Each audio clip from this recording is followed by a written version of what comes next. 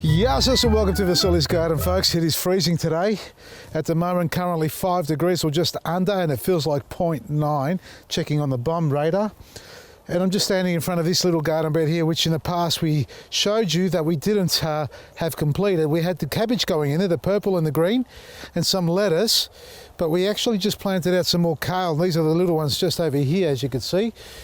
But more importantly, what I've done is I've top dressed it, weeded it all and top dressed it with some mulch. And before doing that, I applied our superfood and some compost underneath. You don't need to see me doing that, as you don't need to see me being patting here, Vader and Cara. So if you haven't mulched your garden, make sure you do, because it is vital for the life in the soil, regardless of what time of the year it is actually. The main thing to factor in is that it's not too heavily applied around small seedlings. And you can see right here, these little ones here, they're only a day old. They only went in yesterday. We're talking about the kale here. That one's, why is that one wilting? What's going on here? Got a bit of mulch on it. That's okay. It just needs to be pressed down a bit more, I think. So you can see how really damp it is underneath there. Let me show you. Beautiful. It's perfect soil. It's what you want. As it starts to decompose, that organic compost and manure that you put into the soil becomes humus. And that's where the life starts to activate. It's the result of the decomposition of all the organic matters that you add into it.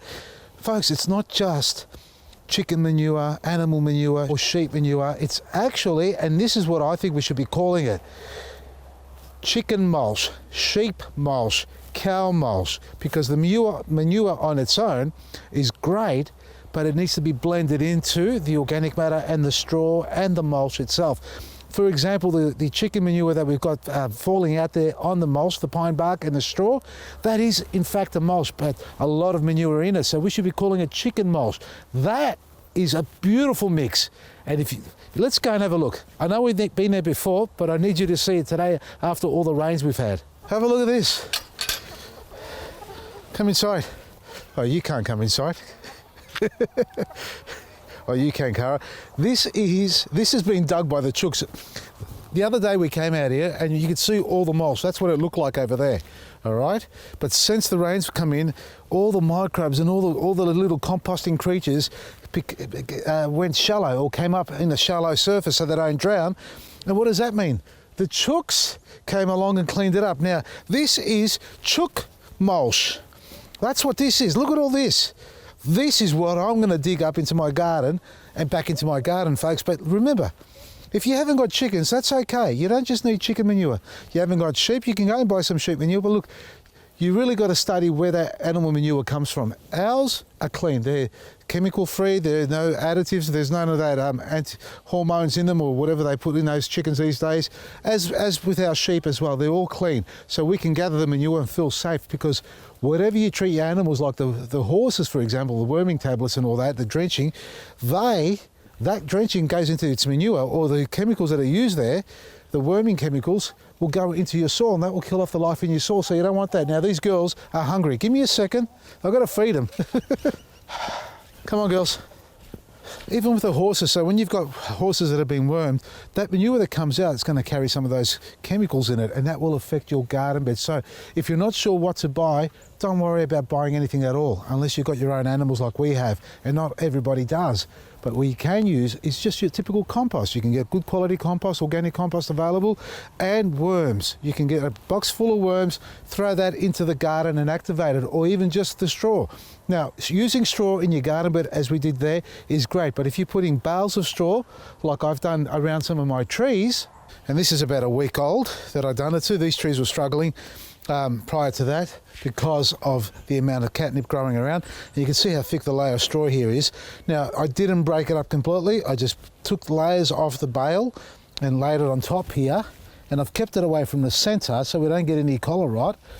And underneath, as you can see here, have a look at that. It's bonding beautifully, holding its moisture, and it's what you want happening. It's the beginning of our humus developing, and the activity of the microbes are kicking in there.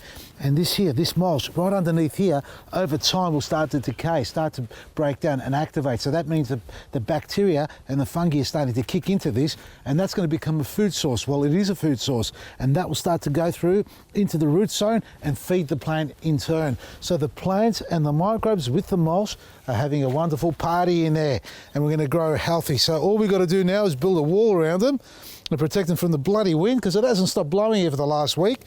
But from what they were like, and it's hard to tell, I reckon, for most of you, as you're seeing it from here, but from what they were like last time, this has settled down. It's acclimatized. It was eaten already by caterpillars. This was also chewed up a little bit, but it's looking stronger. And the best one of all at the moment here is this thing here. Look at it, it's full of flowers. What is this, a sublime? Lots of flowers coming on. And the leaves, they're not glossy, shiny green, but we've got new growth already coming on there. So regardless of the bad weather that we're experiencing, and it is winter, it's kicking in. So manures, you can use manures. Make sure there are no worming chemicals in them, whatever they call that stuff. And if you can't get a manure like that, or if you haven't got your own, then use some compost, use some food scraps, dig that into the garden bed. So you don't have to have a big compost pile going on. You can activate some of the compost and breaking down process by digging little holes in your soil in the garden bed as well, and adding your straw and a bit of soil mixed into that. Or you just put bales of straw, thick layers around it, not directly on the plant but right beside the plant, so you activate it from the surface of the soil where the roots are, so just above the root zone, and that way you're feeding the plants. And worms, plenty of worms, and superfood. All that is vital for the life of your garden. No exposed soil. You know, in the past I used to say it's okay to leave it a little bit exposed, but the more I research, the more I understand it, the more important it is that you put the blanket on. So you never sleep unless it's super bloody hot, you know, without a blanket in bed. So in the case of a garden bed, we do exactly the same. We cover it over. And look, the catnip's already kicking on. I hit that with a brush cutter, trying to kill it off, and I knew it's not going to die, and it's already starting to sprout up. Have a look at all this. It is literally everywhere. It's all coming up. And where the weeds are popping up, I'm going to go around there now and pull it out a little bit at a time, and we'll take full control. And the last part of all, that rose there, for those who love roses, folks, I love them too, but that one there is going to come out. That is going to come out, and we're going to be replacing it with a beautiful persimmon tree. So this is one here that I've acclimatized. I've had it for a few weeks. Yeah, actually about 6 weeks now. Yeah, I know it's dormant, but it's actually done well in this environment. So it's going to go straight in here, folks. And this is one of the trees that we're going to be planting back into the garden and growing a little food forest everywhere. And for those who want to learn more about pruning and maintaining fruit trees, we've still got our workshops running, folks. There's about 3 or 4 going. We've actually just engaged my good mate Craig Castry as well, who's going to be joining us on some workshops. And it's the 13th, 20th and 22nd of July. So we'll be conducting them together. So the other ones will be just me on my own, which means you still get the full undivided attention from me helping you. But the ones with Craig, he'll be demonstrating some extra grafting in the marquees, and then you'll be coming outside with me for some hands-on pruning of fruit trees and planting, and all things about growing and maintaining them as best we can, so we can grow our food forest as well in your backyard and everyone's backyard. Check it all out at VasilisGarden.com for more information. Book your seat before they sell out. From me, Vasily, Maresi, nearly lost my thumb then.